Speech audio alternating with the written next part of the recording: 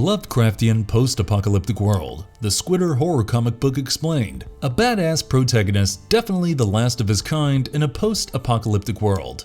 There, we summed up the celebrated Australian comic book artist Ben Templesmith's The Squitter for you. This collected edition, by IDW Publishing, comprises of 4 unputdownable issues, each chapter more arresting than its predecessor and offers its readers a riveting new world, one that happens to be a shade darker than dark. In about 128 pages to be more precise, Templesmith effortlessly rustles up an engaging Lovecraftian story, thereby remaining true to himself and to his promise of penning down a Cthulhu-orientated novel. In today's video, we are not only going to explore the Lovecraftian post-apocalyptic world of the Squitter, but also explain in detail all the 4 issues. And trust us when we say that this comic book here is going to be an absolutely fascinating experience for you. Better be ready for this one. Before we go into our explanation, we have a very small request. If you like our content, please support us by subscribing to our channel.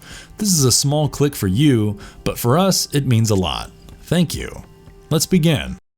Straight out of your darkest nightmares, The Squitter issue number 1. It is definitely nighttime, and there is some kind of a gathering taking place in one of the cottages. A scared little girl called Persephone Grayspark is introduced to the readers, being marked by somebody for what seems to be some sort of an event that is yet to take place. Then suddenly we get to see a close-up shot of a crone and soon learn that she is preparing the young girl for a creepy human sacrifice right in front of the child's very own parents. What appears next is a horde of giant tentacled beasts. Among them are the blessed Dark Father and the blessed Squid Queen. The hapless little girl is sacrificed to the squid monsters in order to end some kind of a cycle, but what also ends along is the cycle of life of that very village. Given what follows next, the tentacled overlords are seen burning up the entire village and obliterating every bit of life in there. The plotline then introduces us to the central character, as in Hitchens, the last of the vaunted Squitter Legion, of course. Apparently, he is a custom-built war machine that had fought against the invading squids when they first showed up.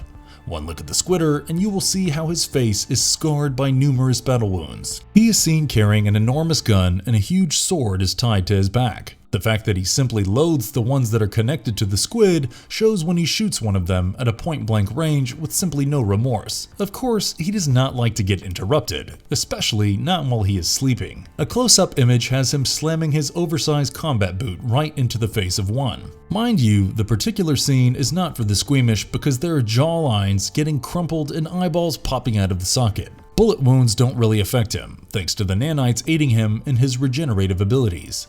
Next, we see him gouging out someone's eyes, but then what initially appears to be some kind of an attempt on his life comes as a new job opportunity for him. He is greeted by a horde of thugs outside who tell him about a certain cyclist gardener, one who apparently wants to talk business with him, knows his trade, and is also ready to pay him quite a hefty amount. The Squitter tells them that out of all the days, they have selected a wrong day, a day that clashes with his wife's birthday. With one of the thugs getting agitated about the Squitter's nonchalant behavior, the latter hits him with his sword before telling him and the rest that his wife's dead, and although it has been 78 years, she still talks to him.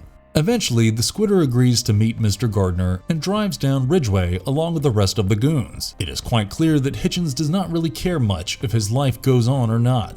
He walks around the Neo-Squid world loaning out his services in exchange for money, and at the same time continually hopes to find something strong enough to put an end to his existence. He is finally greeted by Mr. Gardner, who surely has kept a track of his past records. He is full of praise and even addresses the Squitter as a dragon. In due course happens the talk of business. Gardner wants Hitchens to safely deliver a valuable temple priestess for him. Yes, the very ones who invited the squids to Earth in the first place, thereby cursing the fate of humanity forever. Apparently, the temple priestess, whilst being transported to Gardner, was stolen by a rival faction, and since the warlord himself cannot risk an open challenge against his rival, he wants the Squitter to do his dirty job for him. Hitchens agrees to execute the task, and it surely looks like he has a death wish in his mind.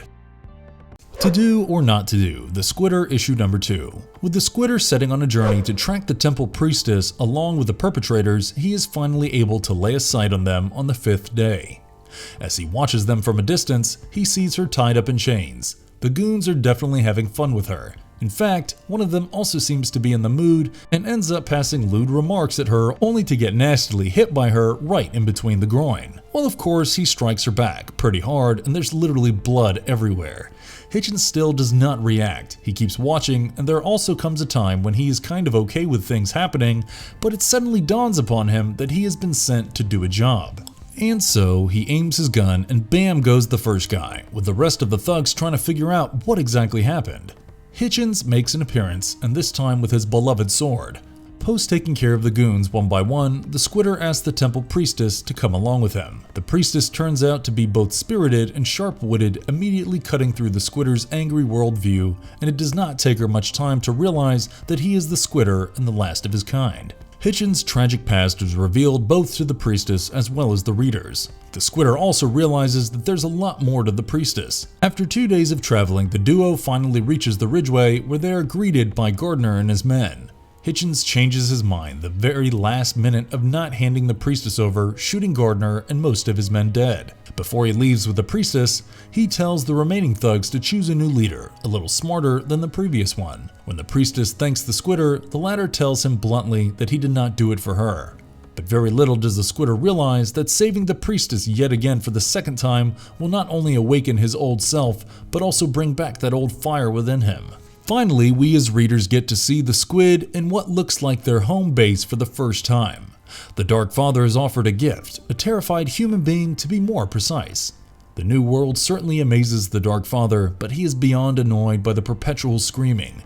The human projects that the Squids are working on are categorically skin-crawling, and to finally witness the Dark Father in an intense conversation with Queen 59B and revealing his big plans for the malleable human beings is something that is bound to stay with you for a very long time. It is quite clear that these tentacled overlords hardly value human life. According to them, they breed, they die, and then the Squids harvest this world. It is that simple to them.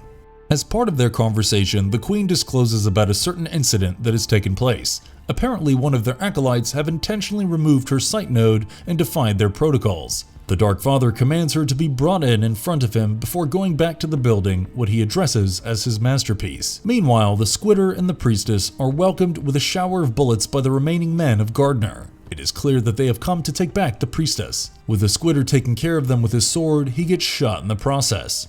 The priestess attempts to help him out and shows him her real self, or let's say her squid hands. The Squitter is shocked to learn that he is a lot like the priestess, but the priestess reassures him by telling him that he is very much human. In fact, it is her who is neither a human nor a squid, but more like a conduit between, and still, she sticks up for herself instead of apologizing. The Squitter eventually starts giving her a peek into his life, putting more emphasis on the Squitter program. He tells her how he, along with the others, were created for serving a specific purpose, how the 30 Squitter legions came down to 5 and worse later. The priestess also doesn't shy away from telling how she, along with the rest of her kind, mean nothing to the Dark Father. So, post a brief open-up between the duo, the priestess tells the Squitter to visit her temple where she has more allies. Of course, the Squitter denies going there right away, but with the priestess taking up his wife's name, Fiona, he is surprisingly taken back. The duo agrees to leave for the temple the very next morning. A new game afoot, The Squitter issue number 3. The third chapter begins with a flashback at a plague camp. The readers get to see the Squitter consoling his now dead wife. We learn that Fiona is dying of the plague, their son is already dead, and she is seen grasping to her dead boy in her arms. She knows that she is going to transform soon from the plague, and she is absolutely furious with the Squitter for being immune to the plague. She angrily calls him a bastard and tells him how he has failed them. With the Squitter telling her that he loves her, Fiona tells him to kill her before the plague alters her. She wants him to remember her as a human. Having no other options left, and with a very heavy heart, the Squitter is seen shooting his wife right in the head. And while time stands still for a while, he is seen telling, "At the end, she never said she loved me." Cut to present, the Squitter is seen battling his way along with the priestess through a multitude of squid attacks. To be honest, Hitchens is actually impressed by the priestess's combating skills, and that's when he realizes that the priestess could have effortlessly taken him out way before. He is surprised to why she did not, and the priestess tells him about a larger purpose. The journey to the temple wasn't an easy one. What's only been a few days felt like weeks. The priestess tells the Squitter about the temple, how it served as a gathering point for the harvest of humanity. This is precisely precisely the place where the priestess was also brought as a young girl to serve the almighty squid. She further tells him of a new temple being built by the Dark Father and how she, along with her sisters, were free of his influence for the time being. The Squitter is finally greeted by the Squid Mother, who discloses all about the Dark Father to the former, stressing on the fact that the entity is no god but a parasite. Next, she tells him about his altered DNA, which happens to be a 1 in a trillion combination, and thanks to that, he is capable of moving within the physics of both the realities, being both partly human and squid. The Squid Mother addresses the Squitter as their key, and tells him that he is the only one who will be able to overthrow the Dark Father before the entity ends up devouring their whole universe. In the meantime, the Squid Queen starts probing deeper into the incident of an entire squad going dark. In other words, she goes to the extent of showing how the hierarchy really works by taking matters in her hands. Looks like she has her own plans of tracking as well as thwarting the faction of rebels. Coming back to the Squid Mother's conversation with the Squitter, remember how she disclosed that he is the key to everything? Okay, so here's how it goes. In order to defeat the Dark Father, a weapon is required. Mind you, not just any weapon, but a sword that's born out of the Squitter's genetic fusing. What follows next is some jaw-dropping sequence. The Squitter mates with the priestess, and the latter gives a painful birth to a mighty sword. It is this very weapon that will cause the ultimate destruction of the tentacled beasts. The Squitter has barely been handed the sword when the temple gets ambushed by the Squid Queen. The Queen introduces herself to the Squitter and mockingly tells him how she was actually responsible for wiping out the last of his kind. Of course, this results in a fierce battle, and the Squitter is seen putting up a fight like never before. He ends up chopping off one of the hands of the Squid Queen with his new blade, only to decapitate her later. Wondering what's the best part? She doesn't heal. When a behemoth-class squid appears next, the Squitter thinks of a certain plan to take the battle to the gateway between the universes. The End or a New Beginning, The Squitter, issue number 4. The final chapter begins with yet another flashback. The readers are taken into the past life of the Squitter, how he was created to deal with the invading problem in the first place. Finally, we have a fair idea of what went into creating the man who has the sole responsibility of saving the whole human race. Cut to present, the Squitter is busy figuring out the point of entry from one universe to the other. Somehow, if that can be taken out, it will be one less anchor point that's required by the tentacled creatures so as to devour the existence of the humans. The Squitter is ready to take the plunge. In fact, he is more than desperate to target their only weak point of entry with every bit of might that he has. This results in chaos amongst the squids. Well, of course, they feel attacked and also surprised, if we may add so.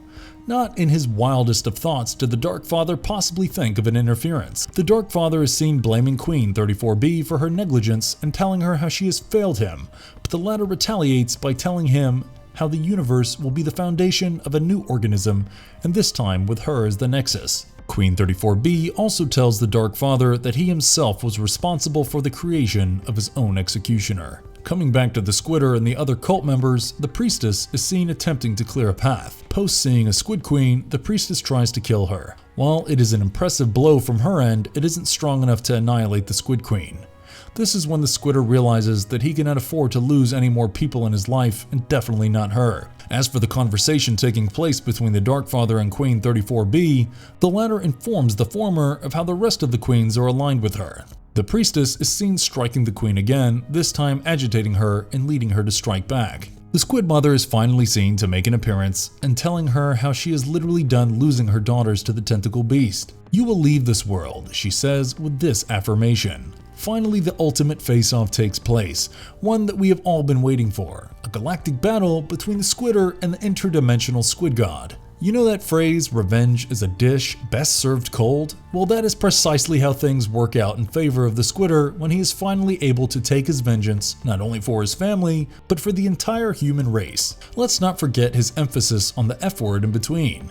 We feel him, we really do, and those who have read Ben Templesmith's horror comic know exactly what we are talking about. Oh, there is also a possibility of yet another fascinating story. More like a continuation, and all thanks to Templesmith for leaving the story open to such possibilities. Want to know what we think about it? It's an amazing illusion that the world of comics are capable of doing that other mediums just cannot. Speaking of the Squitter, it is a fantastic comic, and there are no second thoughts about it. The fact that it is partly horror, partly Lovecraft, partly post-apocalyptic, and full marks are on the action element, The chapters keep getting interesting, and let's not forget crazier with the way things unfold in the series. The highlight of the comic series has to be the birthing of the sword. We are very doubtful if anything like this has ever been shown before. It was original, it was very inventive, and definitely the high point of this horror comic here. Just pick it up if you still have not. You are in for a good time. And if you liked our content, don't forget to leave a like and subscribe to us if you haven't already. Have a good one and be safe. Thanks everyone.